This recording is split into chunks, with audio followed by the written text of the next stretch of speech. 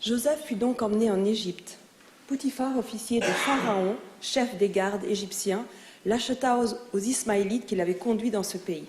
L'Éternel fut avec Joseph, qui devint un homme heureux et fut admis dans la maison de son maître l'Égyptien.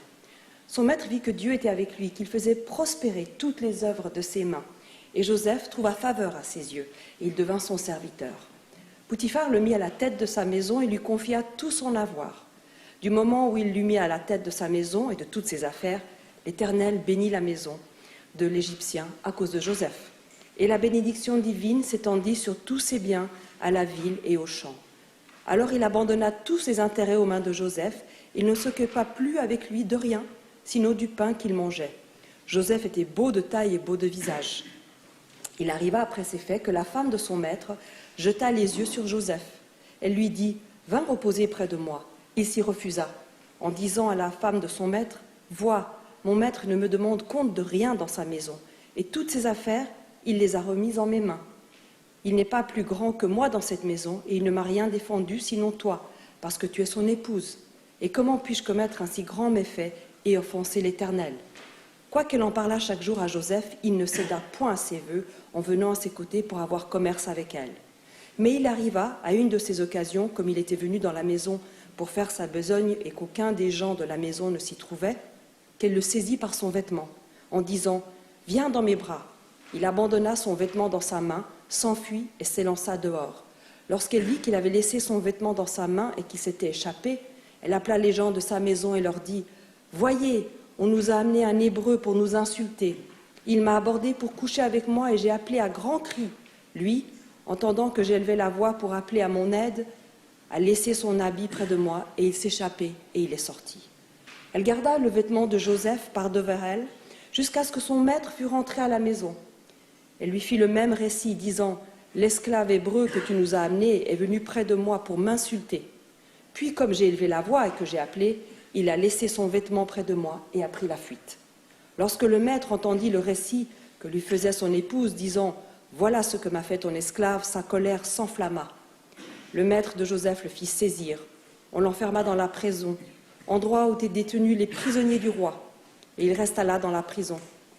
L'Éternel fut avec Joseph, lui attira de la bienveillance et le rendit agréable aux yeux du gouverneur de la prison.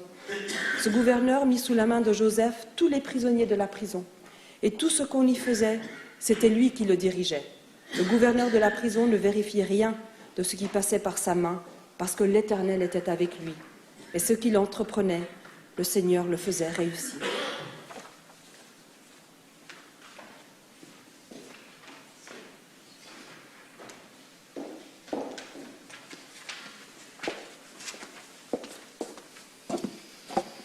Shalom Aleichem. Au début de notre paracha, Jacob, qu'on n'a pas lu, mais Jacob fait un choix intéressant qui serait critiqué par les conseillers parentaux à travers les âges. Il offre un cadeau particulièrement raffiné à l'un de ses fils, mais pas aux autres. Rappelons que Joseph est le premier enfant attendu depuis longtemps de la femme de cœur de Jacob. À ce moment-là, Rachel est morte en couche, laissant son mari avec un bébé à élever et ce jeune adolescent plutôt égocentrique, peut-être. Il est possible que, par ce don, Jacob tente de compenser l'absence de la mère. En effet, le tissage et la teinture des tissus restaient un travail féminin. Quel que soit son désir, c'est l'une des choses qui crée l'animité entre les 10 frères non issus du ventre de Rachel et Joseph. Joseph n'a pas rendu les choses plus faciles. Il a dit du mal de ses frères à son père et a également fait des rêves qui laissent entendre qu'il va régner sur ses frères. La tension était à son comble. Afin d'apaiser les relations entre les frères, Jacob demande à Joseph de leur rendre visite alors qu'ils font paître les moutons. Cette fois, il demande un bon rapport.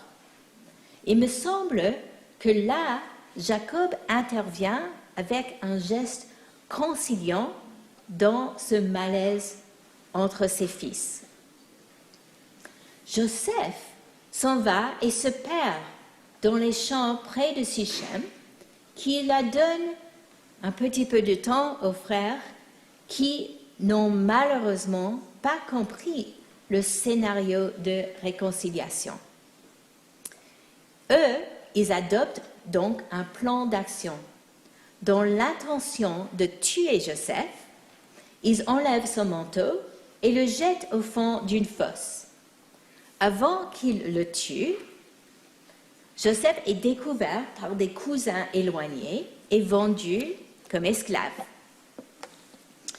Notons qu'en dépouillant Joseph de son manteau, de son privilège, les frères ne font aucun mal ni à son corps ni au manteau. Le déchirement des vêtements est l'apanage de Ruben, qui voulait sauver Joseph, et puis de Jacob, endeuillé par la perte de son fils. Cela ne vous semble-t-il pas étrange? Si une bête sauvage me poursuivait, me tuait et me mangeait, je doute qu'elle aurait laissé intacte ma veste.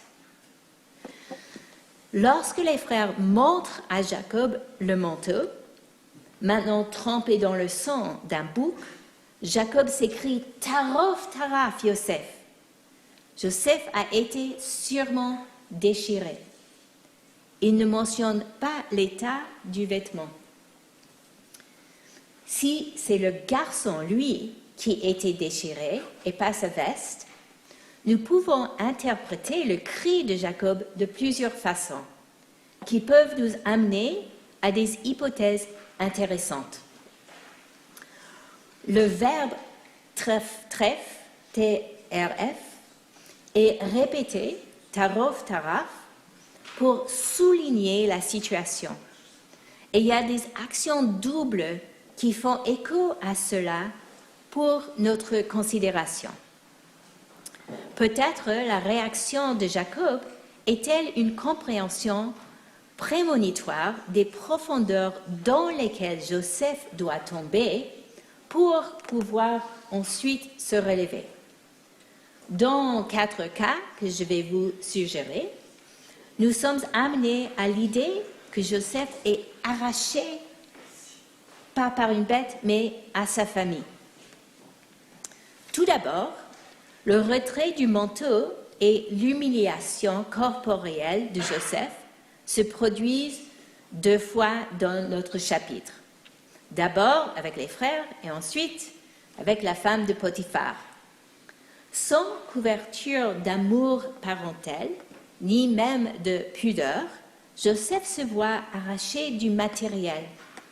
Il est jeté nu dans la fosse, puis encore nu ou presque nu en prison. Arraché à sa dignité, il ne doit compter que sur le divin. 2. Joseph est sorti de la fosse par des Madianites, cousins, descendants de la dernière mariage d'Abraham avec Ketura. Ils le vendent aux Ismaélites, cousins plus proches, qui le vendent comme esclave en Égypte. Ces cousins, eux-mêmes arrachés à la ligne directe de la famille, contribuent tous deux au déplacement de Joseph de la terre d'Israël. Ses cousins non seulement ignorent ses besoins, mais ne peuvent même pas le reconnaître. En le traitant comme un esclave, il l'arrache à son sens de l'autonomie. Numéro 3. La racine trèfle apparaît plus tôt dans notre histoire, lorsque Rachel prend les idoles de son père, les traphim, ceux qui ne sont pas cachers. Oui? Dans l'Égypte ancienne, la frontière entre le pharaon et le divin était mince, voire presque inexistante.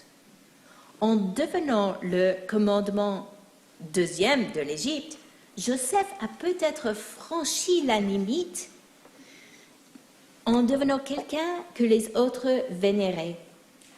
Il n'est pas exagéré de le considérer comme une idole dans cette situation. Il fournit le miracle de la nourriture en période de famine. Même quand ils viennent, ses frères le traitent comme un autre. Il a été arraché à la considération de sa famille. Puis quatrième, l'idée d'être enlevé de la famille suggère également son absence dans la vie future. Ses deux fils, Éphraïm et Menaché, sont ceux qui deviennent les chefs des tribus. Le nom de Joseph est rayé de l'histoire du peuple juif lors de son retour en terre promise. En étant déchiré, Joseph est devenu autre dans la mesure où il n'est plus intégré dans l'avenir de son peuple. Ainsi, à bien des égards, Joseph souffre. Son père souffre. La famille souffre. Mais malgré toutes ces déchirures, le don, l'amour investi dans ce manteau de Passim, comme le manteau même, est intact.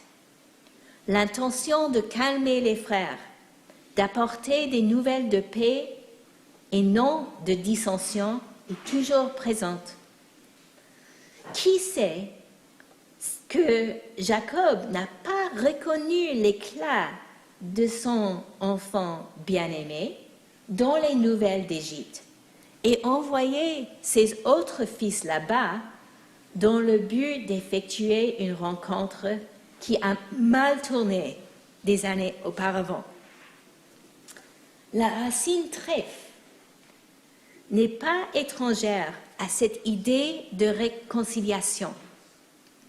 Rappelez-vous la colombe de la ménagerie de Noé. Elle revient finalement avec un rameau d'olivier dans son bec, trèfle, arraché d'un arbre. Et ainsi Noé sait que le monde est shalom, entier à nouveau. Alors que